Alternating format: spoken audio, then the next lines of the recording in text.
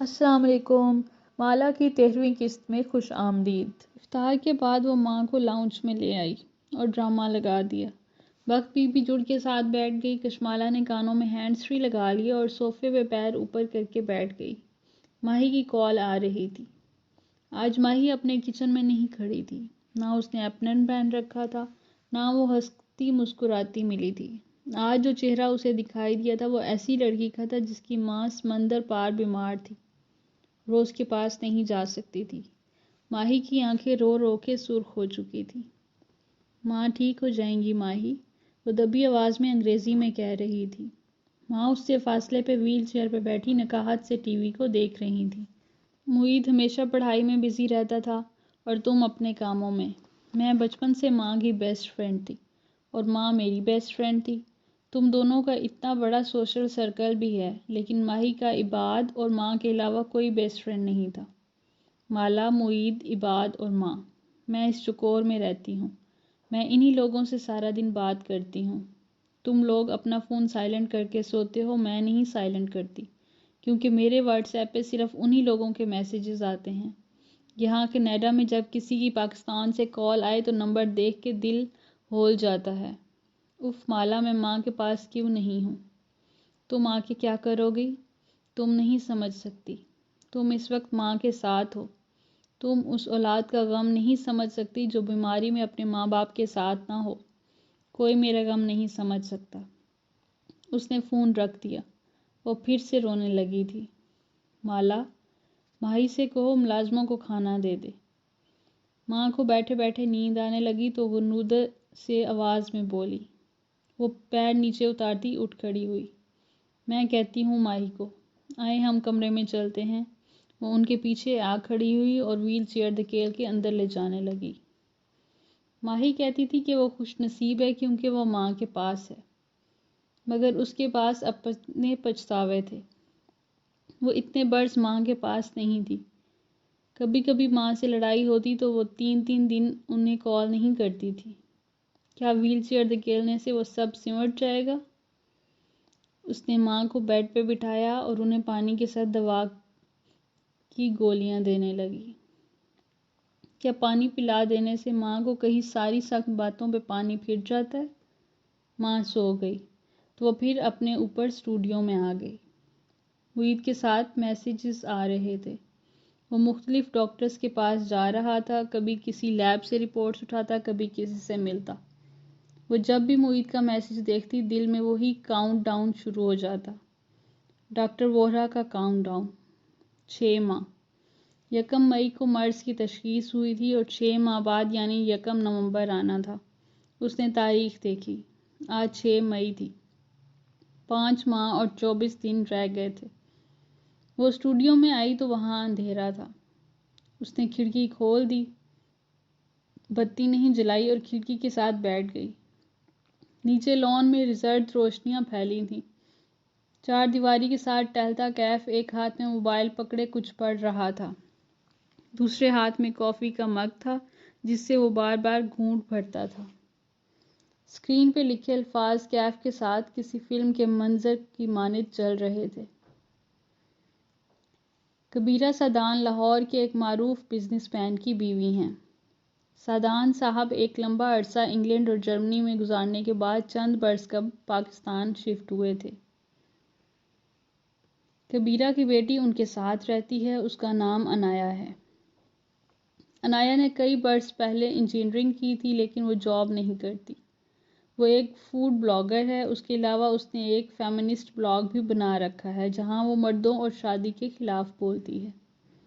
اس کے comment section میں کسی کے کمنٹ سے مجھے اندازہ ہوا کہ وہ 30 کی ہونے والی ہے اور اس کی ماں ہر رشتے کو ٹھکرانے کی وجہ سے اس کو لٹکائے ہوئے ہے۔ اپنی سٹوریز اور پوسٹ سے عنایا شدید ڈپریس لگتی ہے۔ کبیرہ اپنے آپ کو آرٹسٹ کہتی ہے کیونکہ اس کے بقول وہ جویلری ڈیزائن نہیں کرتی بلکہ آرٹ کی طرح اس کو تخلیق کرتی ہے۔ اس کی آؤٹ لیٹ گلبرگ میں ہے جہاں وہ محنت کش عورتوں سے ہینڈ میڈ جویلری بنوا کے مہنگوں داموں فروخت کرتی ہے۔ حقیقت یہ ہے کہ کبیرہ خود سے کچھ ڈیزائن نہیں کرتی۔ اس نے فریش گریجویٹس اس کام کے لیے ہائر کیے ہوئے ہیں۔ وہ سوات اور دوسرے شہروں سے قیمتی پتھر منگوا کے ان کو نیکلس میں فٹ کر کے 100 گنا قیمت پہ بیچتی ہے۔ وہ درست ٹیکس بھی نہیں دیتی۔ اس پہ ایک ٹیکس کا کیس بھی چل رہا ہے۔ کئی دفعہ اس کی امپلائی خواتین نے کم تنخواہ اور شدید مشقت کی شکایت بھی کی ہے۔ کبیرہ کے بارے میں ایک بات بار بار سامنے آتی رہتی ہے کہ وہ اپنی امپلائی لڑکیوں کو ٹارچر کرتی ہے۔ ہینگرز اور بیڈ کمر پہ مارنا عام بات ہے، لیکن اثر و سلوک کی وجہ سے وہ آج تک قانون کے شکنجے میں نہیں آئی۔ انگلینڈ میں کئی برس پہلے اس کی بیٹی نے بھی ہینگرز سے پیٹے جانے کی شکایت کی تھی، مگر نہ جانے کیسے کبیرہ اس معاملے بھی نکل آئی۔ اب آتے ہیں کبیرہ کے بیٹے کی طرف۔ کیف دلچسپی سے پڑھنے لگا۔ کبیرہ کا ایک ہی بیٹا تھا جس کا نام آلیان تھا۔ 5 برس کی عمر میں آلیان بیمار پڑا اور انگلینڈ ہی میں اس کا انتقال ہو گیا۔ اس کے بیٹے کا ڈیتھ سرٹیفکیٹ بھی مجھے مل گیا ہے۔ البتہ پاکستان میں موجود کبیرہ کے رشتہ دار دوسری کہانی سناتے ہیں۔ ان کے مطابق کبیرہ اپنے بیٹے کو زندہ اور انگلینڈ میں ایک کامیاب بزنس مین کے طور پر ظاہر کرتی ہیں۔ میں اس بات کو سمجھ نہیں سکی۔ یا تو کبیرہ کا بیٹا واقعی مر چکا ہے اور وہ لوگوں کے سامنے ایک جھوٹی کہانی سناتی ہیں کیونکہ کبیرہ کے سائیکو ایشوز بھی ہیں، یا پھر کبیرہ کا بیٹا کسی اور نام سے زندہ ہے اور وہ کسی غیر قانونی کام کا حصہ ہے، ورنہ اسے اپنی شناخت چھپانے کی کیا ضرورت تھی؟ آلیان۔ کیف نے موبائل سکرین بجھا دی اور چہرہ اوپر کر کے دہرایا۔ یہ نام اس کی یادداشت میں نہیں تھا۔ وہ کبیرہ سعدان اور ماہر فرید کے خاندان کے درمیان لنک ڈھونڈنے کی کوشش میں شدید ناکام نظر آتا تھا۔ کبیرہ جتنا عرصہ انگلینڈ میں رہی وہ ماہر کے شہر اور گھر سے بہت دور کی جگہوں پہ رہی تھی۔ بظاہر دونوں میں کوئی کڑی نہیں تھی، لیکن اس کے پاس کبیرہ بیگم کے علاوہ کوئی لیڈ نہ تھی۔ اسے اس عورت کو مزید کھوجنا تھا۔ کیف نے سر اٹھا کے دیکھا تو وہ کھڑکی میں کھڑی تھی۔ کندھوں کے گرد دوپٹہ شال کی طرح لپیٹے اس کے بھورے لمبے بال دونوں شانوں پہ آگے کو گر رہے تھے۔ وہ چہرہ اٹھائے سبز شکوہ کناں آنکھوں سے آسمان کو دیکھ رہی تھی۔ وہ پینٹنگ تھی، کسی آرٹسٹ کا شاہکار۔ وہ چند لمحے گردن اونچی کیے اسے دیکھے گیا، پھر سر جھٹک دیا۔ وہ اعتبار توڑنے والوں کو دوسرا چانس نہیں دیا کرتی تھی۔ اگر اسے پہلے معلوم ہوتا کہ وہ اس جیسی لڑکی سے ملنے والا ہے تو وہ کبھی یہ جاب نہ کرتا۔ وہ اس کو ایک عام سی لڑکی سمجھا تھا، سطحی، کاروباری ذہن والی، اسلام آباد کا ایک ریسٹورنٹ چلانے والی لڑکی جس کی کوئی ذاتی زندگی نہ تھی۔ اسے صرف اس کے قریب رہنا تھا۔ وہ اس سے وہ معلومات لینی تھی۔ اس نے سوچا تھا 2 ماہ کی بات ہے، وہ کر لے گا، لیکن اسے نہیں معلوم تھا وہ اس کی زندگی میں شامل ہو جائے گا۔ 1 ماہ گزر چکا تھا، اس کے ہاتھ کچھ بھی نہیں لگا تھا۔ کیا فائدہ اس ساری مشقت کا جس میں اس نے اس لڑکی کے اعتماد کو ٹھیس پہنچائی، اور حاصل بھی کچھ نہ ہوا۔ وہ ہنوز کھڑکی میں بیٹھی تھی۔ بیرونی لائٹس کی زرد روشنی کھڑکی سے تکون کی صورت اندر آ رہی تھی۔ وہ اسٹوڈیو کے ایک حصے کو منور کیے ہوئے تھی، باقی سارا اسٹوڈیو اندھیرا تھا۔ وہ اب آسمان کو نہیں دیکھ رہی تھی۔ وہ کمرے کے منور حصے پہ نظریں جمائے گمسم سی بیٹھی تھی جہاں ایک خالی اسٹول رکھا تھا۔ زندگی میں ایسے ہی چھپن چھپائی کھیل رہی تھی۔ باہر کی دنیا میں کسی کا دن چل رہا تھا اور کسی کی رات۔ دستک پہ اس نے چہرہ اٹھایا۔ دروازہ روشن تکون کے حصے میں تھا۔ آ جاؤ۔ دروازہ چرچراہٹ کے ساتھ کھلا کہ عرصے سے کسی نے اس کے قبضوں میں تیل نہیں ڈالا تھا۔ سنہری تکون لمبی ہو کے چوکھٹ کو چمکانے لگی۔ چوکھٹ پہ کیف کھڑا تھا، ہاتھوں میں 2 مگ تھے۔ کافی ہے یا سبز چائے؟ وہ اسے دیکھ کے اداسی سے مسکرائی۔ سبز چائے، لیکن میرے ابا کی ریسپی کے ساتھ، نہ کہ بخت پی کا قہوہ جو وہ مہمانوں کو پلا رہی ہیں۔ وہ پھیکا سا ہنس دی۔ کیف نے اس کا مگ اس کے ساتھ میز پہ رکھا اور اپنا مگ لیے اسٹول پہ بیٹھ گیا۔ آپ میں بہت ہمت ہے، میں اتنے مہمانوں کے ساتھ کبھی ڈیل نہ کر سکتا۔ گھونٹ بھرتے ہوئے اس نے شانے اچکا کے کہا، وہ روشنی میں بیٹھا تھا اور مالا اندھیرے میں۔ میں صرف پریٹینڈ کر رہی ہوں کیف۔ اندر سے مجھے لگتا ہے میں ہوا میں معلق ہوں، نہ جانے کل کیا ہوگا۔ ہر شخص کی قسمت کا پرندہ اس کی گردن میں بندھا ہوتا ہے۔ روشنی میں بیٹھا نوجوان بولا، یعنی جو ہونا ہے وہ ہو کے رہے گا۔ مالا نے آنکھیں بند کی۔ بہت دیر سے اٹکا آنسو ٹوٹ کے بہہ گیا۔ مگر میں اتنی دعا مانگتی ہوں اٹھتے بیٹھتے، میری دعائیں قبول ہوں گی نا؟ آف کورس قبول ہوں گی، لیکن امید سے مانگا کریں۔ اس نے آنکھیں کھولی تو منظر دھندلایا ہوا تھا، اور اس سنہری دھند کے پار سٹول پہ بیٹھا شخص کہہ رہا تھا، آپ فینٹیسی پہ یقین رکھتی ہیں؟ فینٹیسی؟ پلکیں جھپکائیں، دھند چھٹی، منظر واضح ہوا۔ کیف نے مگ سائڈ پہ رکھ دیا اور اس کے چہرے کو دیکھتے ہوئے نرمی سے کہنے لگا، ہمارا برین حقیقت اور فینٹیسی میں فرق نہیں کر سکتا۔ یعنی جو اصل میں ہو رہا ہے اور جو ہم سوچ رہے ہیں، برین کو دونوں سچ لگتے ہیں۔ بہت سے لوگ کہتے ہیں یہ ایک مت ہے۔ نہیں، یہ مت نہیں ہے۔ ریسرچز ہیں اس بارے میں، وہ دونوں ہاتھ ہلاتے ہوئے سمجھا رہا تھا۔ ہمارے برین کو حقیقت اور فینٹیسی میں فرق کرنا نہیں آتا۔ فیورٹ کھانوں کے بارے میں سوچو تو موڈ بدل جاتا ہے۔ مختلف سوچیں مختلف ہارمونز ریلیز کرتی ہیں۔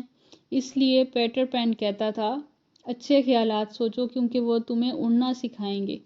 اگر آپ چاہتی ہیں کہ آپ کی ماں ٹھیک ہو جائیں گی تو آپ کو پہلے یہ تصور کرنا ہوگا۔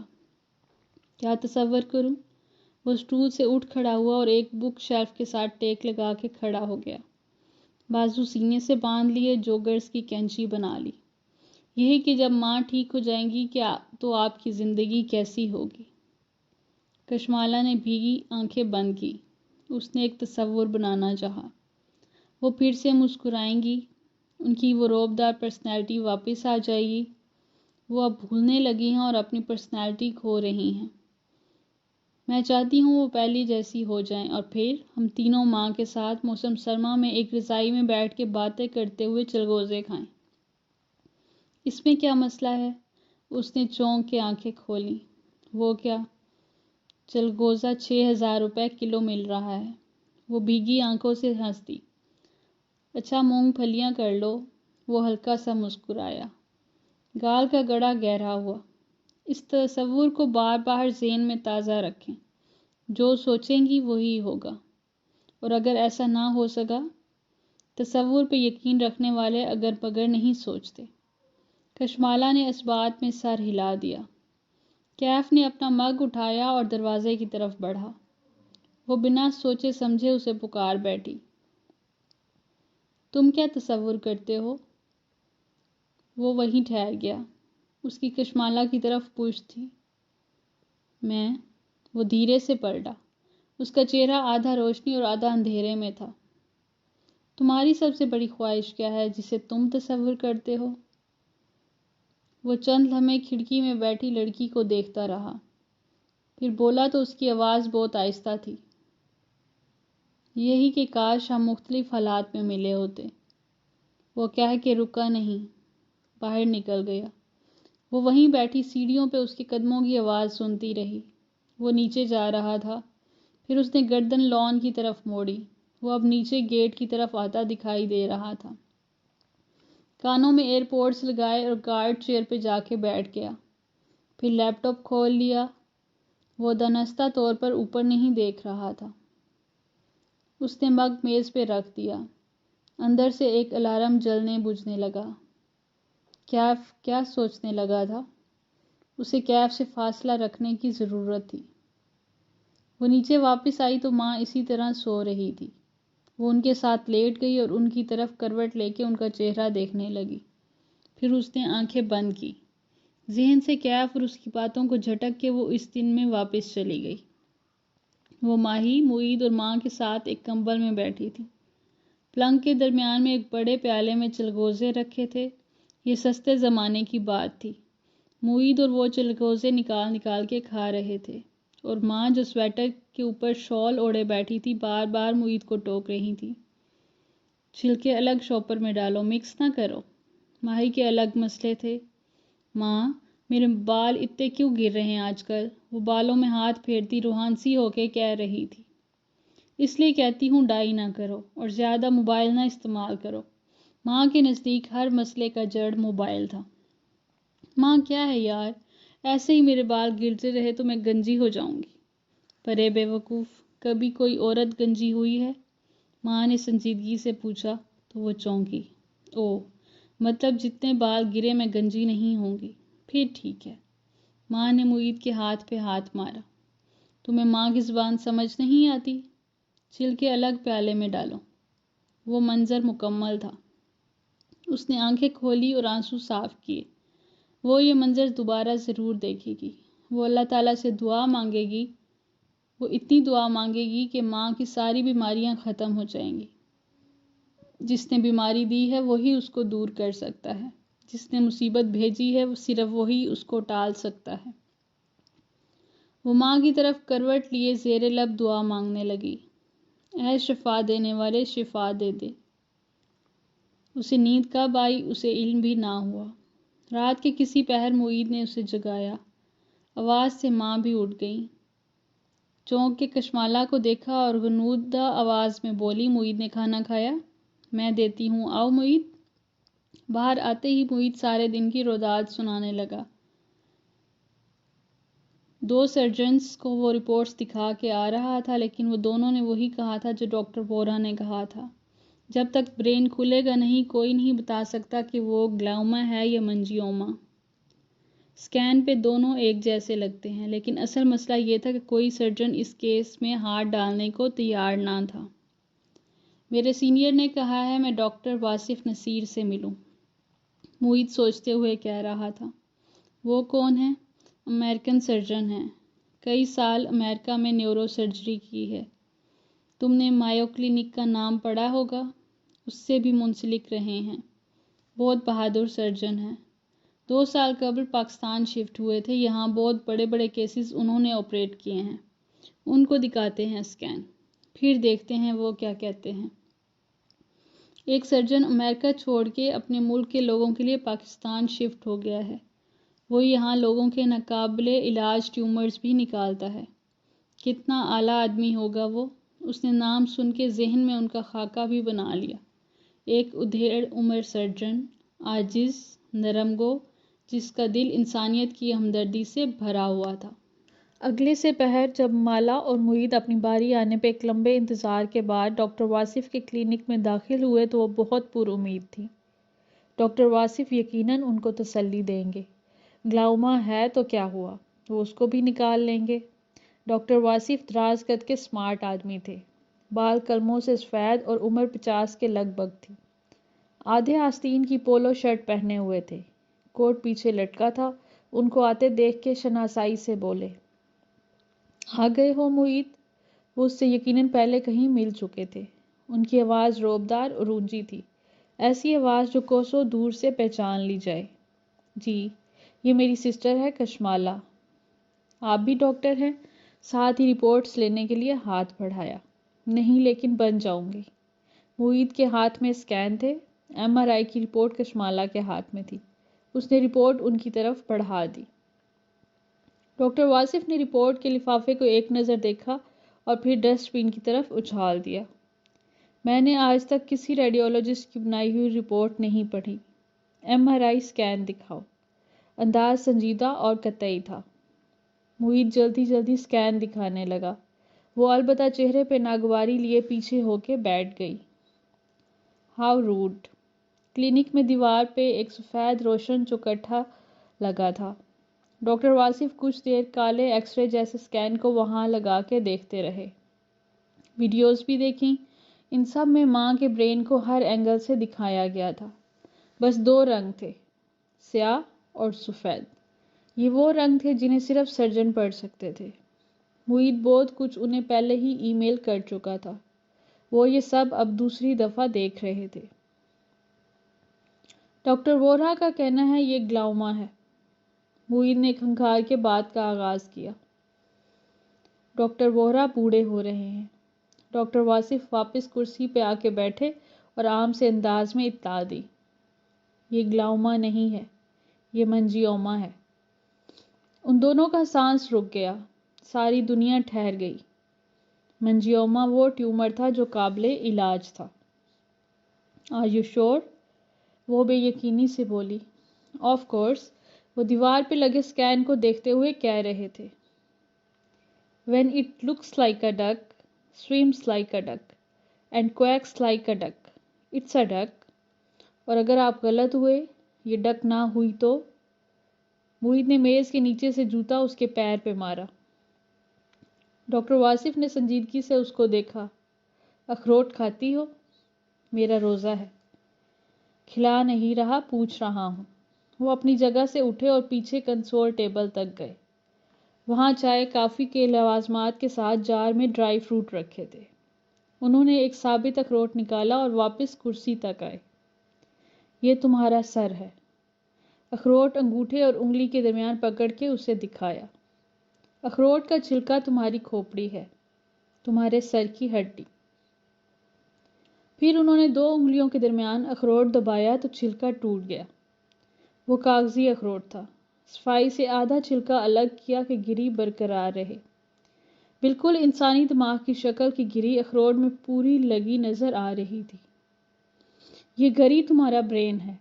اس گری اور چھلکے کے درمیان پانی ہوتا ہے جس میں یہ گری تیر رہی ہوتی ہے۔ اب یہ چھلکا اٹھاؤ۔ اس نے میز پہ رکھا آدھا خالی خول اٹھایا۔ اس کے اندر دیکھو۔ اس نے غور سے دیکھا، وہ خالی تھا۔ اس خول کی اندرونی تہہ منجی کہلاتی ہے۔ منجی اور تمہارے برین کے درمیان میں صرف پانی ہے جس میں برین تیر رہا ہے۔ سمجھ آیا؟ اس نے اس بات میں سر ہلایا۔ اب وہ کم مغرور لگ رہے تھے۔ اگر اس خول کو کیڑا لگ جائے یعنی ٹیومر تو وہ منجیوما کہلاتا ہے، یعنی منجی کا ٹیومر۔ یہ بڑے ہونے میں کئی سال لیتا ہے اور آہستہ آہستہ گری یعنی برین پہ پریشر ڈالتا ہے اور اس سے اس کی جگہ سے سرکانے لگتا ہے۔ اسی وجہ سے انسان کے دوسرے کام متاثر ہوتے ہیں جیسے یادداشت وغیرہ۔ یعنی منجیوما اصل میں سر کی ہڈی کا ٹیومر ہے، برین کا نہیں۔ یہی سمجھ لو۔ اور رہا گلائوما تو انہوں نے دوسری طرف کا چھلکا بھی اتارا تو اخروٹ کی گول مکمل گری ہاتھ میں آ گئی۔ یہ گری تمہارا برین ہے۔ اس گری کے اندر بننے والا ٹیومر گلائوما کہلاتا ہے کیونکہ وہ برین سیل سے بنتا ہے۔ وہ کسی بیرونی ہڈی یا لیئر کا ٹیومر نہیں ہے بلکہ برین کے اندر کا ٹیومر ہے۔ اس لیے گلائوما کا کوئی علاج نہیں، نہ اس کی سرجری کا فائدہ ہوتا ہے۔ گلائوما کو نکالیں گے تو ساتھ برین کا کوئی حصہ بھی کٹ جائے گا۔ اس سے مریض مفلوج ہو سکتا ہے اور گلائوما مکمل نہیں نکل سکتا، وہ بہت تیزی سے پھیلتا ہے۔ لیکن ماں کو منجیوما ہے۔ اس نے پھر سے تصدیق چاہی۔ اصل بات تو برین کھول کے معلوم ہوگی، لیکن میں منجیوما کو پہچانتا ہوں۔ یہ گلائوما نہیں ہے۔ ہم اس کو سرجری کر کے نکال لیں گے۔ تھوڑا سا حصہ ہم اندر چھوڑنا پڑے گا لیکن اس کو بڑھنے میں 20-25 سال لگیں گے۔ ابھی پچھلے اتوار میں نے ایک 7 سال کے بچے کی یہی سرجری کی ہے۔ وہ معید کو بتانے لگے۔ اس کے ڈیورا کا کچھ حصہ ریموو کیا ہے کہ وہ ٹیومر بن چکا تھا۔ آج وہ ڈسچارج ہو کے ماشاءاللہ گھر چلا گیا ہے۔ پھر ہم کب کروائیں سرجری؟ معید پر امید ہو گیا، البتہ اس کا دل اوپر نیچے ہو رہا تھا۔ کل لے آؤ، وہ اسے عام انداز میں بولے۔ کل؟ بلکہ نہیں، کل مجھے ایک شادی پہ جانا ہے۔ پرسوں سنڈے کو لے آؤ۔ سنڈے ذرا ریلیکس ڈے ہوتا ہے۔ صبح 9 سے 1 بجے تک میری 2 سرجریز ہیں، ان سے فارغ ہو کے میں تمہاری امی کی سرجری کر لوں گا۔ وہ بولتے جا رہے تھے، کشمالہ کو ٹوکنا پڑا۔ کیا ہم کسی ایسے دن سرجری نہیں کروا سکتے جب آپ صرف ماں کی سرجری کریں؟ سرجن تھک گیا ہوگا نا، ٹیومر نکالتے نکالتے اس کی چھری برین کی کسی شریان پہ لگ گئی ہوگی اور تمہاری نند کی آنکھیں چلی گئی۔ ڈاکٹر واصف نے صرف ایک نظر اس پہ ڈالی اور واپس معید سے بات کرنے لگے۔ وہ مزید کچھ کہتی لیکن معید نے اس کے پیر کو اپنے جوتے سے دبایا۔ سنڈے کو انہیں لے آؤ۔ صبح 6 بجے NOP کروا لینا۔ پچھلے رات ذیابیطس کی دوا نہیں دینی، نہ انسولین لگانی ہے۔ وہ ہدایات دے رہے تھے اور مالا شدید غیر آرام دہ تھی۔ کیا تھا یہ آدمی؟ مطلب میری ماں کی سرجری ہے، کوئی مذاق نہیں، آپریشن ٹیبل ہے یا کسائی کی دکان کہ ایک کے بعد ایک جانور آتا گیا اور میں کھٹ کھٹ اس کی سرجری کرتا جاؤں گا۔ اس نے باہر نکلتے ہی معید کو کونی سے پکڑ کے روکا۔ معید، ہم اتنی جلدی کیوں سرجری کروا رہے ہیں؟ ابھی میں نے فیصلہ نہیں کیا، رات تک فیصلہ کریں گے، اور جلدی کرنی ہے مالا۔ ماں کے برین پہ جتنا پریشر پڑے گا اتنا وہ اپنے اعضاء کھوتی جائیں گی، اور کوئی گارنٹی نہیں ہے کہ کھوئے ہوئے اعضاء آپریشن کے بعد واپس آ جائیں۔ مگر ڈاکٹر 2 سرجریز سے تھک کے ماں کی سرجری کیسے کریں گے؟ یار وہ نیورو سرجن ہے، اس سے کہیں زیادہ سرجریز ایک دن میں کر سکتے ہیں۔ وہ دونوں کلینک کے باہر پارکنگ ایریا میں کھڑے بحث کر رہے تھے۔ اوپر سے روڈ کتنے ہیں۔ اب تم نان ڈاکٹرز کو یہ بات بری لگے یا اچھی، مگر یاد رکھو، سرجن جتنا قابل ہوگا اس میں اتنا ایٹیٹیوڈ ہوگا۔ ایٹیٹیوڈ سرجن کی نشانی ہوتا ہے۔ سرجن، معید گردن اکڑا کے بولا، مگر اس کی سوئی وہیں اٹکی تھی۔ اسے ابھی تک یقین نہیں آیا تھا کہ ماں کو منجیوما ہے۔ کیا پتہ ماں کو گلائما ہو اور وہ آپریشن کے پیسوں کے لیے اسے منجیوما بتا رہے ہوں۔ میری بہن، آپریشن کی فیس 8 لاکھ روپے ہے، اس میں سے 5.5 لاکھ ہسپتال کو جائیں گے، سرجن کو صرف 2-2.5 لاکھ روپے جائیں گے۔ ہاں تو 2.5 لاکھ بڑی رقم ہے۔ یہ سامنے آؤڈی دیکھ رہی ہو؟ اس نے ایک سمت میں اشارہ کیا تو مالا مڑ کے دیکھنے لگی۔ وہاں ایک چمکتی ہوئی کار کھڑی تھی۔ یہ 1.5 کروڑ کی آؤڈی ڈاکٹر واصف کی ہے۔ جس آدمی کے پاس یہ کار ہو اسے ہمارے 2.5 لاکھ نہیں چاہیے۔ اگر واصف نصیر کہہ رہا ہے کہ یہ منجیوما ہے تو یہ منجیوما ہے۔ پھر ہاتھ کو کھول بند کر کے اشارہ کیا، کویک کویک، اور وہ آگے بڑھ گیا۔ ماہی اس رات سوئی نہیں تھی۔ وہ نماز کے بعد بیڈ پہ بیٹھی تھی، سر پہ دوپٹہ لپیٹے وہ ہاتھ میں مسنون دعاؤں کی کتاب اٹھائے دعائیں پڑھے جا رہی تھی۔ آج مالا اور معید نے کسی امریکن سرجن کے پاس جانا تھا۔ ماہی ان کے جانے سے پہلے ہی ڈاکٹر واصف کو گوگل کر کے ان کے انٹرویوز، آرٹیکلز اور دوسری معلومات پڑھ چکی تھی۔ وہ مایو کلینک سے منسلک رہے تھے، وہ عام سرجن نہیں تھے، اسے ان کی تشخیص کا انتظار تھا۔ ایسے میں جیسے ہی مالا کے میسج ٹیون بجی اس نے بےقراری سے موبائل اٹھایا۔ ماں کو منجیوما ہے، گلائوما نہیں۔ ماہی نے بے اختیار منہ پہ ہاتھ رکھ لیا۔ آنسو ٹپ ٹپ گرنے لگے۔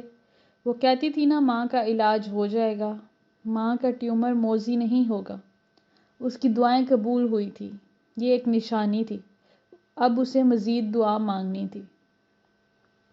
کھڑکی پہ گرنے والی بوندوں کی رفتار سست پڑ گئی تھی، البتہ بارش ابھی تھمی نہیں تھی۔ اسکیچ بک ان کے درمیان کھلی رکھی تھی اور اس پہ موجود بچے کی تصویر مسکرا رہی تھی۔ ایسی شیطانی مسکراہٹ تم نے شاید ہی کہیں دیکھی ہو۔ یورپین کلچر میں اس بچے کے بارے میں مختلف کہانیاں مشہور ہیں۔ ڈاکٹر رائٹ بات کو جاری رکھتے ہوئے کہہ رہے تھے اور وہ غور سے سن رہی تھی۔ لیکن ان کا لب لباب یہ ہے کہ پریاں ایک نئے پیدا ہونے والے بچے کو اغوا کر کے اس کی جگہ پنگھوڑے میں اس شیطانی بچے یعنی چینگلنگ کو ڈال جاتی ہیں، تبدیل کیا ہوا بچہ۔ مگر ہم مسلمان ہیں اور ہم پریوں پہ یقین نہیں رکھتے، اس لیے میرے ناقص علم کے مطابق یہ بچہ شیطان یا جن کو ظاہر کرتا ہے، اور اس کا خواب میں آنا شیطانی عملیات کی طرف اشارہ کر سکتا ہے۔ مجھے معلوم ہے برے خواب نہیں بتانے چاہیے، لیکن میں اس خواب کو غلطی سے پہلے ہی بیان کر چکی ہوں، اس لیے آپ کو بتائی دیتی ہوں۔ ماہی نے کھڑکی کے شیشے کو دیکھا جو پانی کے قطروں سے بھرا تھا۔ پل بھر کے لیے ان قطروں میں اس کے خوابوں کا عکس ابھرنے لگا۔ مجھے خواب میں نظر آیا کہ یہ بچہ جس کی عمر 3-4 برس سے زیادہ نہیں لگتی، ہمارے گھر کے گرد چکر کاٹ رہا ہے، اور ساتھ ہی یہ ہنستا جا رہا ہے۔ اس کی ہنسی، اس کی کھونکھلی آنکھوں کی چمک، میں یہ کبھی نہیں بھول سکتی۔ ماہی کی آواز میں ایک دم بہت سے جذبات اکٹھے ہو گئے، خوف، بے بسی، نفرت۔ میں آگے بڑھ کے اس کو گردن سے پکڑ لیتی ہوں، پھر آیت الکرسی پڑھتے ہوئے اس کا گلا دبانے کی کوشش کرتی ہوں، لیکن وہ نہیں مرتا، وہ ہنستا جاتا ہے۔ میری بہن مالا نے دیکھا ہے، یہ بچہ اس کے اور ماں کے درمیان میں آ کے لیٹ جاتا ہے۔ وہ اس کا گلا دبانے کی کوشش کرتی ہے لیکن وہ نہیں مرتا، ہنستا جاتا ہے۔ ماں نے دیکھا کہ یہ بچہ ان کے تکیے کے نیچے سے کچھ چرا کے بھاگ جاتا ہے۔ اس نے آنکھیں بند کی۔ ذہن کے شیشے پہ بھی قطرے پھیلے تھے جن میں اس کے خواب کھڑے اس پہ ہنس رہے تھے۔ 2 ماہ قبل مجھے خواب میں یہ بچہ اپنے 4 سدہ والے آبائی گھر کے صحن میں نظر آیا۔ میں اس کو پھر سے مارنے کی کوشش کرتی ہوں لیکن وہ نہیں مرتا۔ اس نے آنکھیں کھولی۔ یہ خواب ہم سب کو الگ الگ آئے، ایک دوسرے کو سن کر نہیں۔ مالا نے مجھے اپنا خواب سنایا تو میں نے اسے اپنے خواب بتائے، لیکن پھر بھی آپ کی بہن جادو کو نہیں مانتی۔